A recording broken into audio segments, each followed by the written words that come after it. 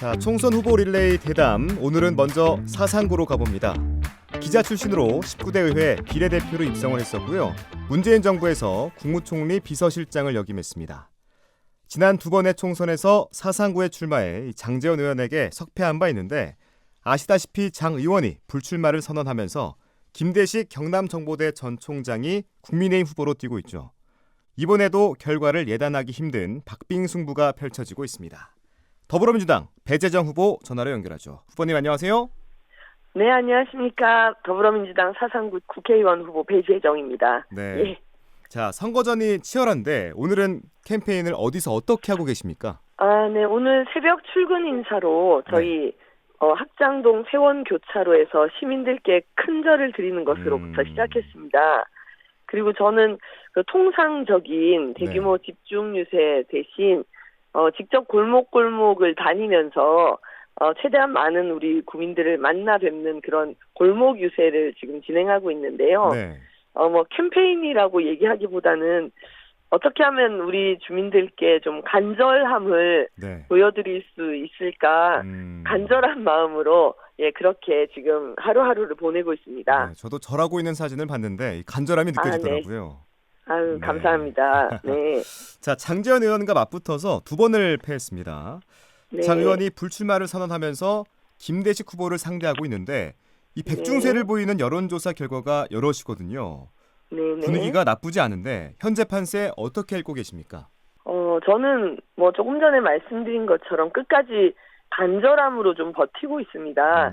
말씀하신 것처럼 제가 이번이 세 번째 선거인데요. 네.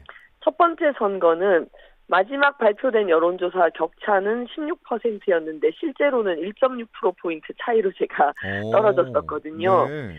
그리고 지난 선거에서도 사실 마지막까지 여론조사가 저에게 유리했다고 저는 판단했는데 마지막에 민주당 180석이 운운되면서 부산 전체에 역풍이 불었습니다. 그러면서 이제 당선에 실패를 한 경험이 있어서요. 네. 그런 경험들이 있다 보니까 선거에서 판세를 읽는다거나 전망한다는 것은 사실 중요하지 않다는 판단이 들더라고요. 네. 끝까지 어떻게 우리 주민들의 마음을 얻을 수 있을까 거기에만 좀 집중하는 것이 맞다고 보고 후보로서의 심경은 살얼음판을 걷고 있다.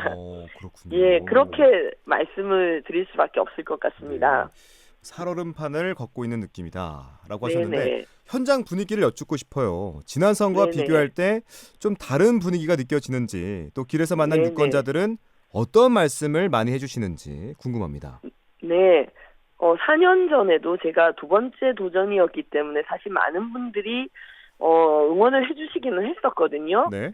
그런데 이번 선거에서 제가 확연히 느끼는 것은 저보다 먼저 10년 동안 고생했는데 이번에는 꼭 돼야지. 이번엔 꼭 될 거다. 염려하지 마라. 이렇게 말씀을 해주시는 분들이 정말 많으신 겁니다. 그렇군요. 그래서 제가 아직까지 모자랍니다. 좀 더 많이 응원해 주시고 도와주십시오. 이렇게 말씀을 드리고 있는데요. 네.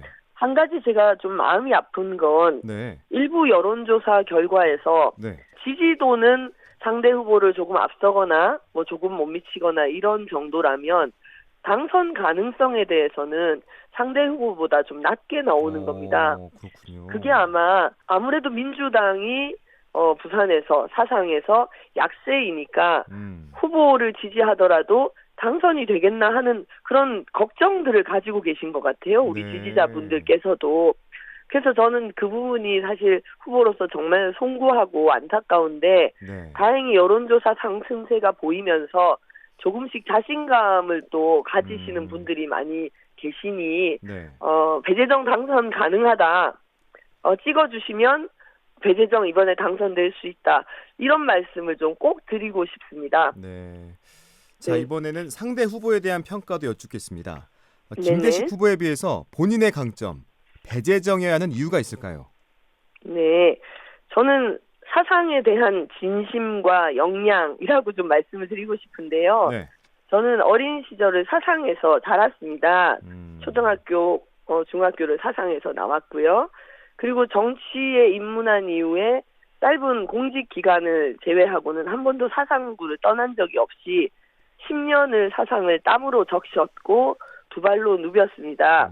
그리고 두 번 낙선을 했지만 좌절에 머물지 않고 오뚜기처럼 일어나서 사상 국민과 소통하면서 사상의 현안을 연구해왔다고 말씀드리고 싶고요. 그리고 당정청 경험을 고루했다는 것도 제가 주민들께 좀 말씀드리고 싶은 부분입니다. 네. 국회의원을 실제로 했고 국무총리 비서실장 그리고 대통령실 정무비서관 등을 해서 사상구의 현안을 해결하려면 입법, 행정부, 정당정치 이런 각 분야에서 소통하고 그런 네트워크를 통해서 해결을 해야 될 텐데 예산도 마찬가지고요. 그런 부분들을 이미 다 경험했고 그 통로를 잘 알고 있다는 게 바로 배재정을 사상에서 쓰실 수 있다. 배재정을 바로 사용하실 수 있다. 이런 부분들을 좀 말씀드리고 싶습니다. 또 사람은 좋은데 당이 별로다. 이 부산에서 뛰는 민주당 후보들이 공이 겪는 어려움이잖아요. 아까도 네. 잠깐 말씀하셨는데 네, 왜 네. 민주당이어야 할까요? 네, 제가 생각하는 민주당은 네. 서민을 위한 정책, 그러니까 특권층이 아닌 우리 서민들 대다수를 위한 정책을 추구하고 있다고 저는 믿고 있습니다. 네. 저희 민주당이 부족한 부분도 있겠지만 제가 믿는 민주당은 우리 부산 시민들 한 분 한 분, 그러니까 소시민들, 서민들을 위한 정책을 펼 수 있는 그런 정당이라고 저는 생각하고요. 그리고 지금 민주당에 대해서도 우리 주민들께서 바라봐 주시는 시선이 조금씩 또 개선되고 있는 부분도 있기 때문에 민주당을 또 믿어 주십사. 그리고 뿐만 아니라 사람이 좋다 이렇게 만약에 판단을 하신다면 당의 어떤 호불호를 떠나서 그 사람에 대해서 좀 투자를 해주시고 그 사람이 하는 정치를 좀 믿어 주십사 하는 말씀도 좀 같이 드리고 싶습니다. 네, 알겠습니다. 네, 그리고 네. 한 가지 더 말씀드리고 싶은 것은 좋아요. 상대당의 이번 후보가 여론조사에서 유력한 후보와 경선 없이 전략공천이 된 상황인데요. 네.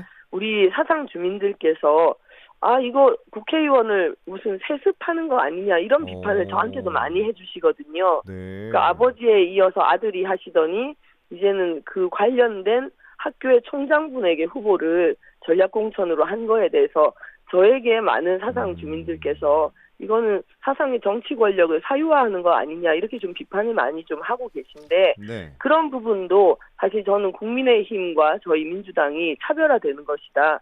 저희는 제가 여론조사에서 상당히 유력한 그런 후보였지만 3명이 경선을 통해서 후보를 정했습니다. 네. 그런 이제 공정한 시스템에 의해서 후보가 정해졌다는 것도 저는 우리 주민들께 민주당이 그렇게 우리 주민들의 의사를 존중하고 주민들과 함께 정치를 하겠다는 그런 의지를 보여준 모습이다. 이렇게 좀 말씀을 올리고 싶습니다. 네.